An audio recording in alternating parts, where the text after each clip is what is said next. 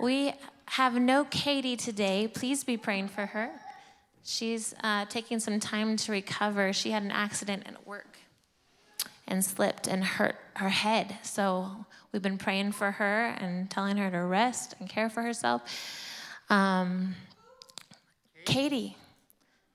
So yeah, the kids are upstairs today because Katie needs to be taking care of herself.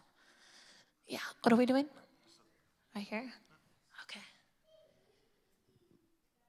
All right, Topher, it's time to sit. Do you want to sit next to Ellie? I know. You want to sit next to Ellie, or do you want to sit over there where you were before? You choose or I choose? Okay. Next to Ellie. That's a good spot.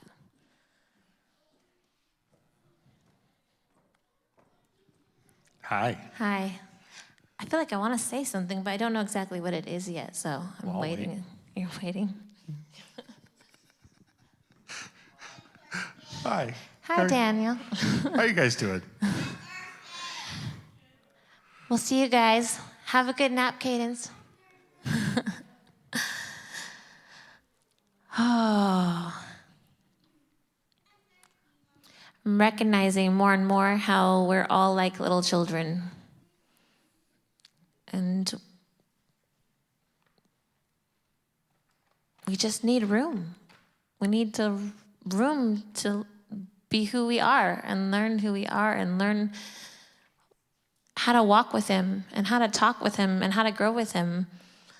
And I'm really enjoying the freedom of that because it feels so much different than the way I grew up as a child, where there wasn't room to be me if it looked different than what they could manage, And so it took me, I didn't know who I was for decades.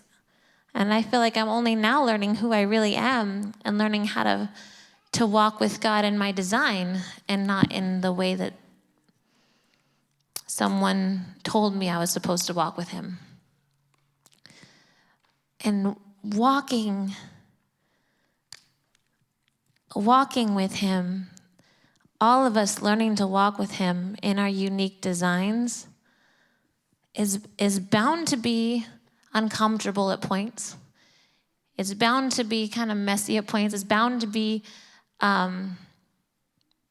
strange and unfamiliar, but it's also destined to be incredible and beautiful and wonderful and full of excitement and adventure as we learned to really get comfortable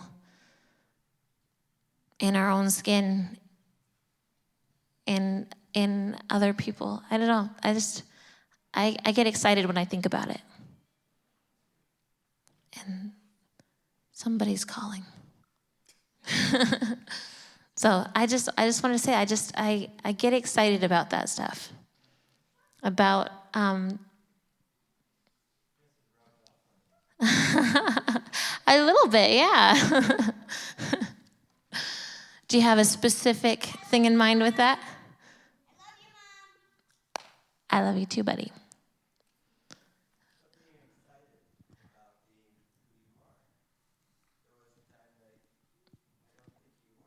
Oh, no, you're very right about that. So repeat back so that they can hear. So Daniel was saying that Chris has rubbed off on me. And I said, yes, in many ways. So which one are you talking about, pretty much?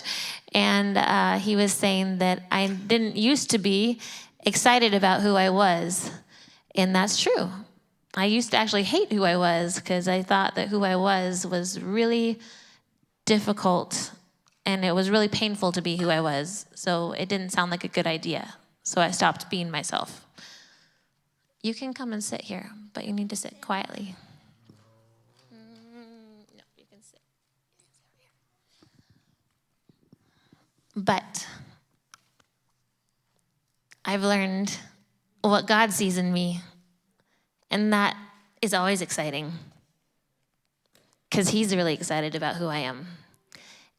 And I get to see that about other people too and get really excited about who other people are too. So That's what happens when you begin to lose the fear of man. One of the things that has been really consistently something that I've been hearing, I remember hearing a number of prophets over the last 20 years, and one of them was Bob Jones, that was consistently talking about the generation that rises up where they actually lose all sense of fear of man and fear of death. Those are the two big ones that people end up like being controlled by and they being so influenced by. And so when Jen's talking about this enjoyment of who you are, you're no longer viewing yourself through other people's eyes, you're viewing yourself through your eyes and God's eyes, how he looks at you. So fear of man is dead.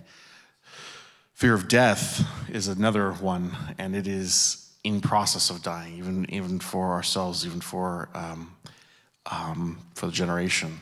And I think I'll probably save that one for a different day. But this is about the fear of man dying, and fear of man dying is a good thing. Living out of a place of how people view you or thinking they're going to view you incorrectly or wrongly will only entrap you 100% of the time. say it again. Living out of fear of what other people and how they perceive you or what they think of you will only serve to entrap you. I think I said it roughly the same way. Fear in general is a trap, 100%. But there is the fear of man ties you to temporal in a way that I don't see any others. The fear of the man actually takes you and entraps you to only this relationship and just completely separates you from a heavenly mindset in any capacity. Because your focus becomes then what they think instead of what God thinks. So man himself becomes an idol to you. Does that make sense? So fear of man must be replaced with fear of God. And we can have a long conversation about what fear of God looks like, but realistically, just shift your focus. Don't love what people think about you, love what he thinks about you. It's just that simple. And then there's an enjoyment that comes from it. We are purposely going to keep this short today. And instead of actually taking the time to go home, I want to invite all of you to come over to our house, hang out with us, party for a little while. We have some VR, so you guys can put a VR headset on. We'll all laugh together. It's fantastic. If you don't know what I'm talking about, you'll find out. Yeah, remember Helen talking about the plank? You know, if you want to experience that level of trust, you can. If I had a piece of paper, I would draw a picture of it for you. Oh, well, they can just come and experience it. Well, you can ask. Yeah. The Plank is a video game on, since nobody's given an explanation. This is the first time we've talked about it. So VR, virtual reality, I think it's a brilliant technology. It's amazing. It's going to replace a lot of things into the future. I see a lot of benefits of it for even remote operations and things. You can set it up to actually work at it like a desk, and I can see just in the future that the headset's going to get smaller and smaller and more powerful and doing all sorts of things with them.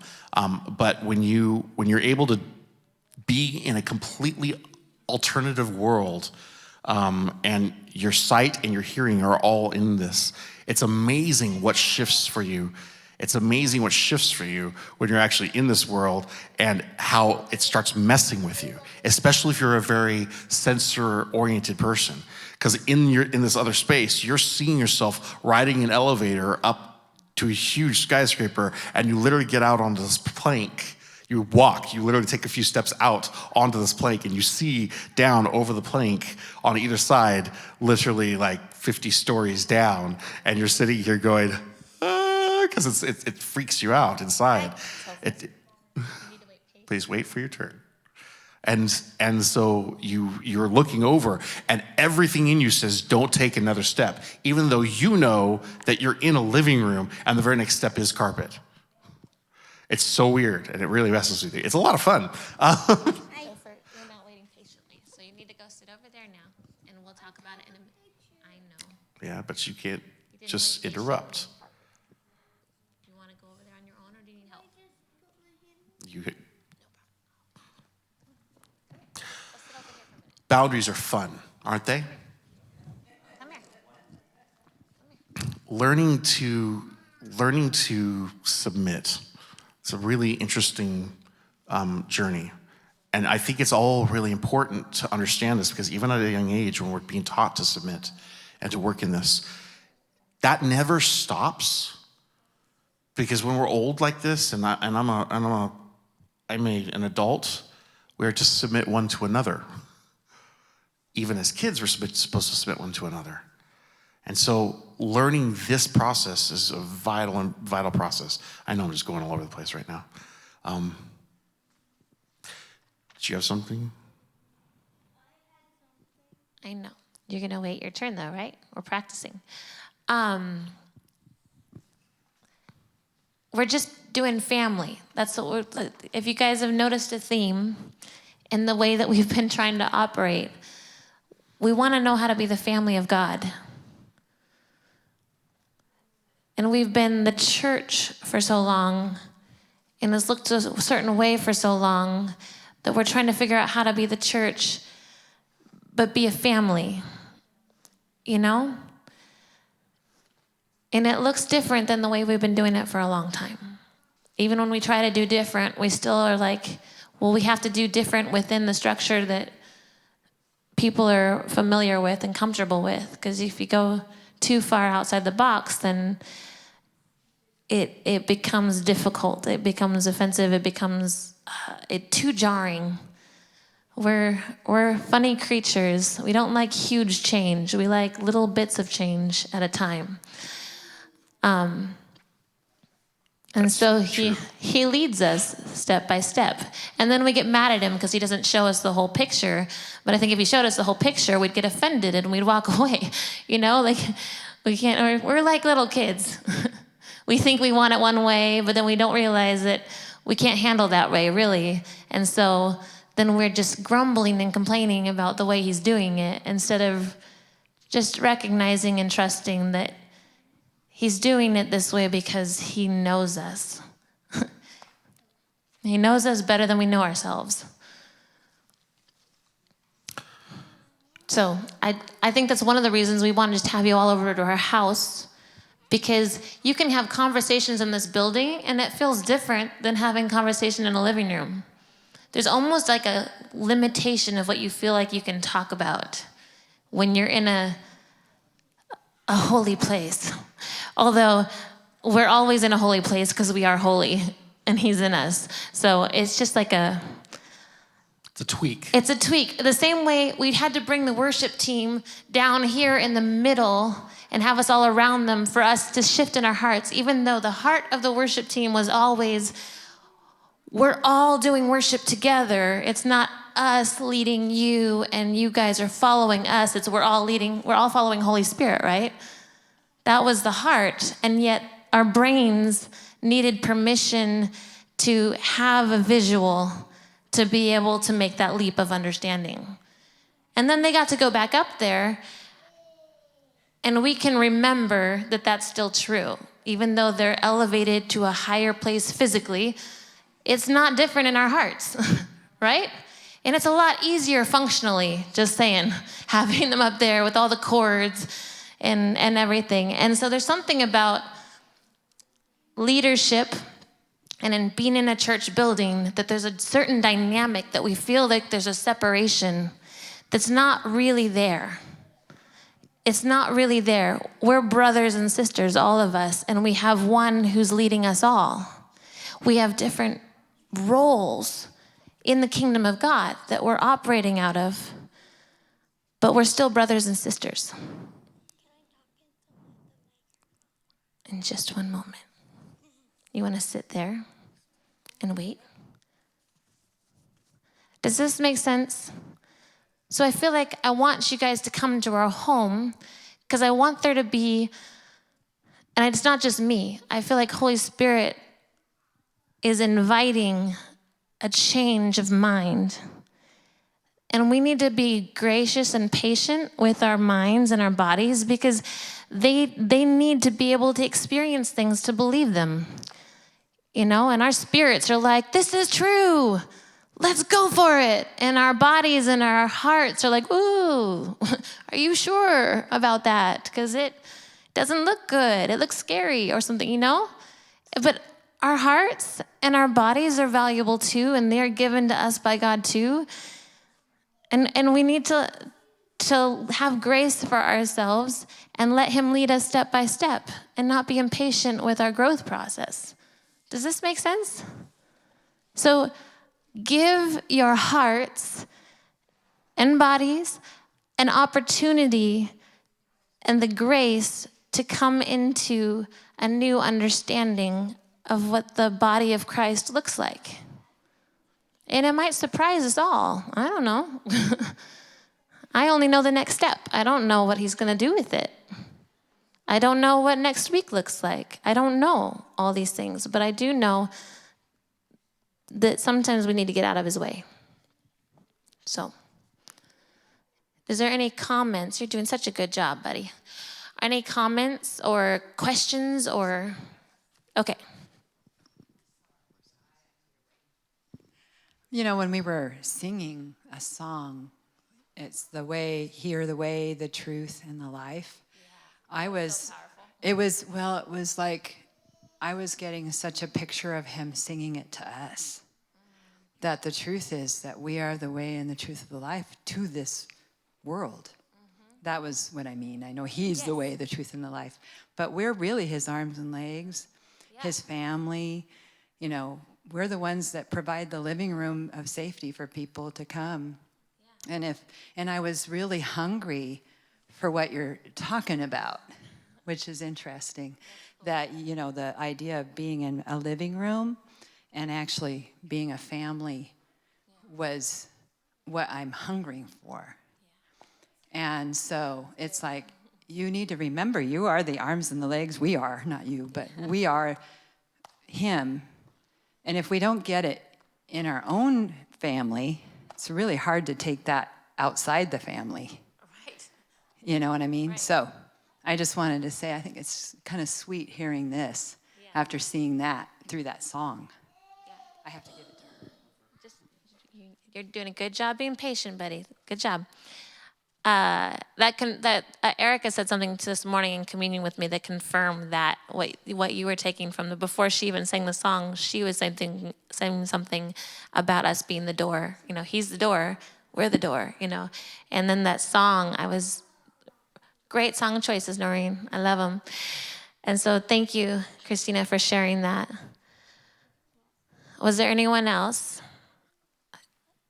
I want you to know the reason you're waiting, buddy, is because you're the final sales pitch to get people over to the house. You're going to tell them all about how awesome it is, so you just got to wait. I'm not that we're selling, but you know. I know. It's going to be great, but there's a perfect timing for it. Did anyone else have any? Rebecca, I knew you did. Come here.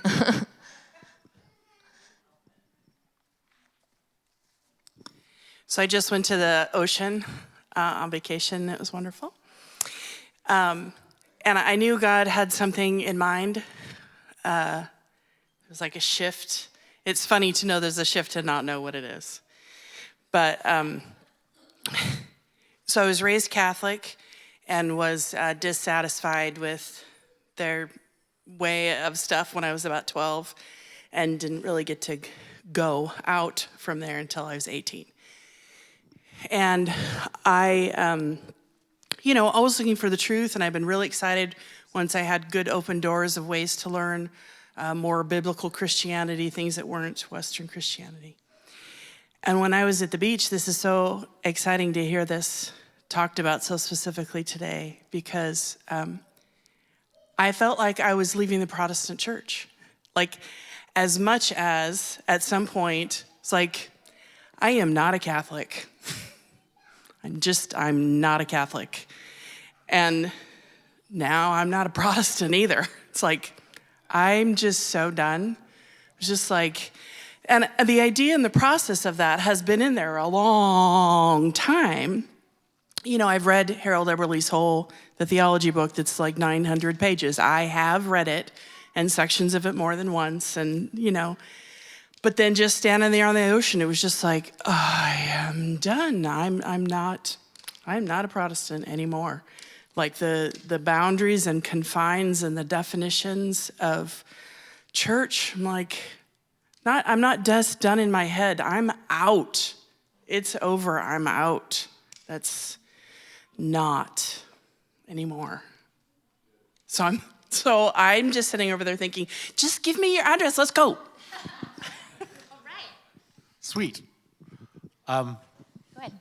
So the thing that hits me, like when I'm up here in front of you guys, it's a really hard thing to shift out of a mindset where I'm not like, I'm the guy teaching you, if that makes sense. Like when you have a mic, it's hard. Like it's a whole lot easier when I'm like hanging out here like this, and I've done this before, where I'm just like, let's talk. Yeah. Those are my friends. The moment you have a mic in your hands, it changes the dynamics of like the room and the way that things feel. And so like a part of me wants to just like remove the mics and get you guys close enough so you can actually hear my voice. And yes, Right. I know the people up there can actually hear what's going on, but it's really vital for you guys to understand that what's shifting for us really is a situation where we're engaging together, we're talking together, we're being together, we're operating as one. And what she's describing, the family environment, that is really the goal. Like we really need to be that. If we're not doing that, then we're not being honorable. When we teach, I might have a teaching that I might need to give you. The very next week, it might be John giving you a teaching. Guess what's happening next week? John. John's going to teaching speak. next week. Woohoo! Say yay for John. There are things that we all are going to have, and we're going to have at different times. But to have one individual be the only thing, and to put them at a front where it's not something that we can process together and engage together. It's like the whole idea of the Berean concept is brilliant, because when we're engaging as a family, we process together, we work together, we all carry a piece. And as we're all carrying a piece and we're working together with those pieces, that's how you come together as a full body. That's how you do it. Like Sean and I have had numerous conversations about like when we get up there and we're on a worship team together. Realistically, not one person's leading. Even when he, quote, leads and he's facilitator, we're all doing it together. And one person will have something, another person will have something, and it kind of moves and flows and ebbs and works together. That's kind of the whole point. So doing this is a little different, a little distinctive. Yeah. Before, and I think we're going to end here really shortly. Before we end, I just want to say, if you weren't here last week, and if you didn't watch the online, I highly, highly, highly, highly recommend it. There's a massive transition that I believe that I'm going through, and some major things. It's a major theological shift in my understanding, and I am really having a hard time getting away from this one. I have been processing this so deeply in so many different ways. Just this last week, on Thursday, Friday, I spent time with Harold Eberle, and he has a theological group of leaders from all over, and he held the theological roundtable, and I brought up this topic, and the short answer is no one contradicted it, and it's interesting, and it'll blow up your theology if you haven't already heard it. It's there, and I'm having a really hard time because it's such a strong position that it's like I don't know how you can't work this into your narrative. For those of you who know what I'm talking about, fantastic. I'm probably gonna end up in a couple weeks or something continue on because I'm still doing some research and due diligence on a lot of different points, but I've already done even more due diligence. And it's the position's getting stronger. So anyway. If you want to make his day, come over today and Come start over, doing talk to research me. with him. Yeah. And point out all the holes. Please. So that he can figure out If you what can he find needs to holes, research you would be my hero. This is one of the other things. We're almost done, I promise. And microphones do keep things going longer, don't they? I'm sorry.